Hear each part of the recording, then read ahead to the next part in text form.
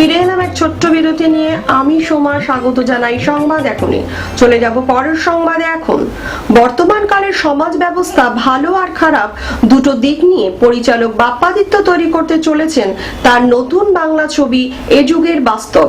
কলকাতাতে এই ছবির আনুষ্ঠানিক ঘোষণা করা হলো বেশ কিছু বিশিষ্ট গুণীজনের সমাবেশে।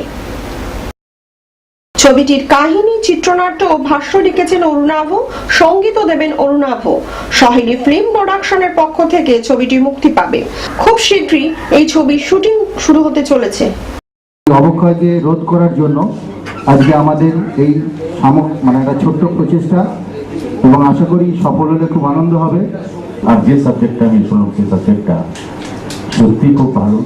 আমরা দেখি রাত্রি যা জিনিস সেটা এবার পর্দায় দেখবো।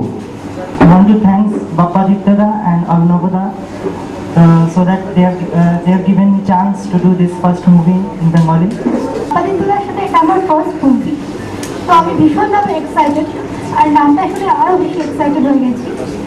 আমি দেখতে চাই যে কিভাবে এই যে অরুণাভ বললো এতক্ষণ ধরে যে এখনকার বাস্তবে সত্যি আমি এরকম আমাদের লাইফে অনেকবার দেখেছি। মিডিয়াই একমাত্র মাধ্যম এখন যে যারা এই বইটাকে তুলে ধরতে পারে। অরুণাভর কাছ থেকে গল্পটা সত্যি খুব ইউনিক।